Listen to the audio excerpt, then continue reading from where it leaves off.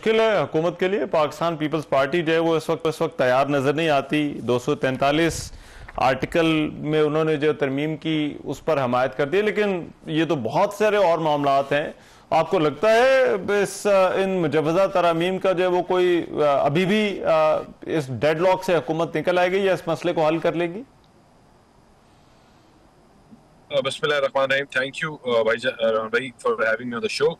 देखिए, पहले तो अगर मैं बात करूं इसकी आईनी तरमीम, 27वीं आईनी तरमीम की, देखिए इसमें जितने भी नुकात हैं वो पहली 18वीं तरमीम की जो रूह थी हम उसको एड्रेस कर रहे हैं। उस तरमीम को जिसको इनकी पीपल्स पार्टी की लीडर ने साहिबा ने साइन किया, जिसमें था जो डेलीगेशन ऑफ पावर का जो ट्रू कॉन्सेप्ट था उसको एड्रेस किया। 18वीं तरमीम की रूह ये थी कि आपका जो डेलीगेशन ऑफ पावर है उस लेवल तक जाए और आम आवाम तक जाए। लेकिन अनफॉर्चुनेटली जो मैकेनिज्म था वो तय नहीं पा सका कि आपने किस तरह करना है, और हम लोकल बॉडीज एक्ट के थ्रू हम उसको इन्फोर्स करते रहे, लेकिन आइन में कभी उसका जिक्र नहीं रहा। 18th और जो अब 27वीं तरमीम है वो आज जो है इनके साथ वो उन पॉइंट्स के ऊपर हो रही है कि आप जो लोकल बॉडीज जो पावर है वो लोएस्ट लेवल तक जाए। देखिए, आज पाकिस्तान की आबादी 24-25 करोड़ आबादी है, इसकी नुमाइंदगी करने के लिए सिर्फ 1100 से 1200 लोग हैं जो हमें है, और कोई लोग जमहूरी जो सिस्टम है इसमें लोग मौजूद नहीं है जो अवाम को रिप्रेजेंट जमहूरियत। ठीक है, हम क्या बात करते हैं कि इसको इनकॉर्पोरेट करें आइन में, लोकल बॉडीज को इन्फोर्स करें। ये तमाम वो बात जो और इसके ऊपर बातें हैं, ये तमाम वो चीजें हैं जिसको मसाके जमहूरियत में पार्टी ने खुद साइन किया। एनएफसी अवार्ड, ये तमाम चीजें एनएफसी अवार्ड में थी कि आपने जो लोएस्ट लेवल तक आपका जो पैसा है वो पहुंचे। मुझे बताएं कि आप इसमें जब बात करते हैं हम इसमें, तो जो अभी सिस्टम चल रहा है मुझे बताएं कि इसमें लोएस्ट लेवल तक क्या पैसा पहुंच सकता है? नहीं पहुंचता, और वो सूबे अपने पास पकड़ के रखते हैं और छोटे पैसा जाता ही नहीं है। बात बहुत इंपॉर्टेंट थी कि देखिए आप मुझे बताएं कि पॉपुलेशन कंट्रोल के सूबों का हिस्सा एनएफसी में कैसे मिलता है? तो हिस्सा मिलता है पॉपुलेशन के मुताबिक, लेकिन आपके जो सूबा जिससे बच्चे पैदा करते हैं जो और पैसे लेते हैं, मुझे बात बताएं कि आपका जो छोटे सूबे जहाँ जिनकी पॉपुलेशन कम है वो अनफॉर्चुनेटली वो नुकसान में रहते हैं। वो हो गया केपी हो गया और बलूचिस्तान हो गया। तो हम हैं कि भाई कि आप पॉपुलेशन के ऊपर नहीं, आप एक एक्स वाई टारगेट। अच्छा, लेकिन देखिए बैरिस्टर साहब, देखिए दो इश्यूज हैं और मैं स्पेसिफिकली वो दो इश्यूज आपके साथ डिस्कस करना चाहता हूं। एक तो पहले क्योंकि आप खुद बैरिस्टर हैं जो है वो इस चीज को समझते हैं, कॉन्स्टिट्यूशनल कोर्ट वाला मामला। अब इस पर जो है वो कह रहे हैं कि ये जो तबादले हैं वो जुडिशियल फोरम के तहत जो है वो होने चाहिए, जो ट्रांसफर ऑफ जजेस वाली बात है। और दूसरा जो idea of a constitutional court है वो ऐसा लगता है कि हुकूमत अभी तक उसको कन्विंस नहीं कर पा रही। पहले भी जो है वो जब 26वीं आईनी तरमीम हो रही थी तो सारा मामला इधर ही फंस गया था कि ये कॉन्स्टिट्यूशनल कोर्ट बननी है या नहीं बननी। अब अभी भी हुकूमत उधर ही आकर खड़ी हो गई है। देखिए रहमान साहब, मुझे बताएं कि आपके मुल्क में 8% केसेस जो है सुप्रीम कोर्ट में चल नेचर के, और वो टाइम कितना कंज्यूम करते हैं? वो टाइम तकरीबन 100% of the time of the supreme court consume करते हैं। उसकी वजह से 20-20, 25-25 साल का बैकलॉग है। हमने उस वक्त अग्री कर दिया था कॉन्स्टिट्यूशनल बेंच, और उसकी वजह से बैकलॉग कम हुआ। मुझे बताएं कि क्या ये जस्ट नहीं होगा कि 8% के लिए एक अलग कोर्ट हो और 92% के लिए एक अलग कोर्ट हो, जो लोगों के दीवानी के फौजदारी की जो केसेस हैं वो एड्रेस हो सकें? मतलब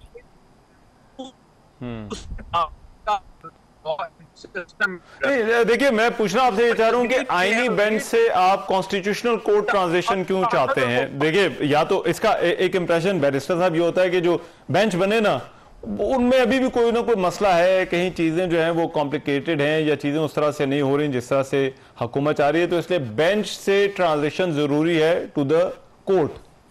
ये इसकी रीजन क्या आपको नजर आती है? देखिए,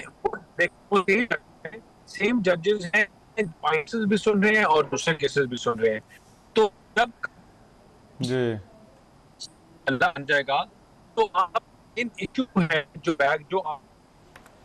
100% केसेस कंज्यूम करें, वो इश्यू खत्म हो जाएगा वंस एंड ऑल। और दूसरी चीज है कि जब आप टाइम।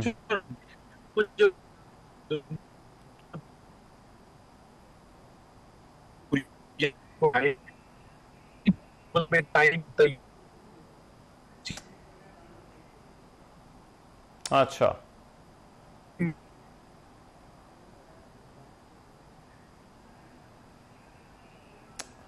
अच्छा, राइट।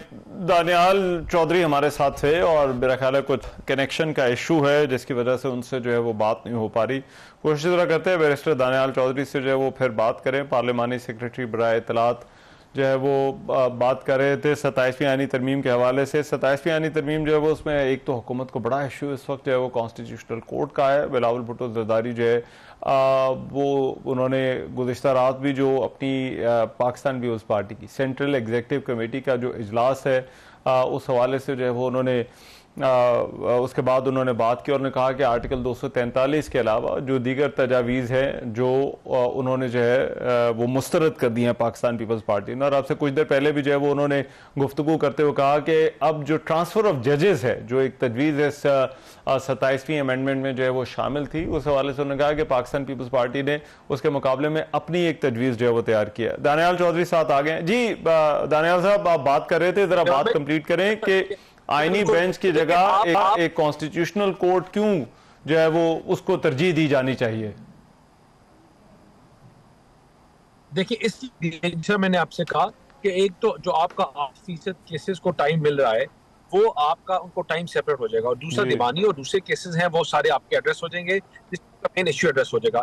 दूसरा मैंने जिस तरह कहा कि मैंने मुल्कों का आपको एग्जांपल दिया कि वो मुस्लिम माशरे हैं, मुल्क हैं जहां ये हो रहा है प्रैक्टिस ट्रांसफर पोस्टिंग टाइम के लिए वो जजेस बैठते हैं, तो फिर आपके लाइक्स अंकल्स नेफ्यूज सब जब आके बैठ जाते हैं तो उससे आपको एक ऑटोमेटिक जो है एक सेटअप बनता है जहां भी लोग जो हैं जो प्रैक्टिस होते हैं वो काम करने शुरू हो जाते हैं। अच्छा, मैं वो जो दूसरा बड़ा इशू है उसकी तरफ आता हूँ, जो एनएफसी वाला। देखिए, ये पावर्स टू बी जो है वो भी जाहिर बात है वो एनएफसी अवार्ड और डिस्ट्रीब्यूशन और फिर विफाक पर जो पड़ने वाला बोझ है उससे खुश नहीं है। हुकूमत भी ये चाहती है कि एक बैलेंस होना चाहिए, लेकिन अब मसला ये है कि एनएफसी अवार्ड 18वीं तरमीम सूबों के जो वसाइल हैं जो उनको मैसर होते हैं उनमें कमी के हवाले से ऐसा लगता है कोई भी पार्टी इस वक्त जो है वो तैयार नहीं है। ना केपी तैयार है, ना आपका सिंध प्रोविंस जो है वो तैयार है। तो ये ज्यादा मुश्किल काम नहीं है हुकूमत के लिए?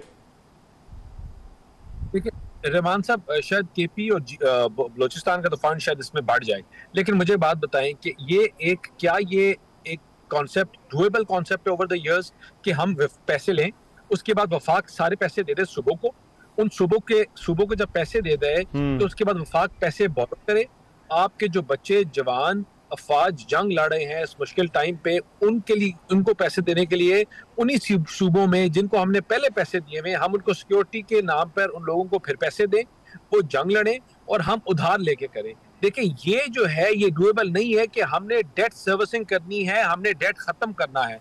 तो जब हम डेट के ऊपर ये चीजें करें, how long is it sustainable? मतलब this is a issue that is there and that is a reality. आपके मुल्क में अभी सबसे बड़ा इशू है सिक्योरिटी का, जो पाकिस्तान के इंडिया की जंग के बाद हमारे सामने आया कि कितना बड़ा प्रॉब्लम और इशू है। तो मुझे बताएं कि क्यों ना हो कि हम एक ही किटी के साथ इन सारी चीजों को एड्रेस करें।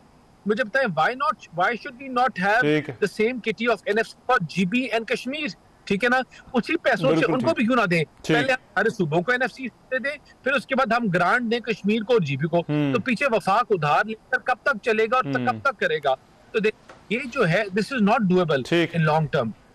दूसरा मुझे बताएं कि पूरी दुनिया में आपकी बहुत शुक्रिया।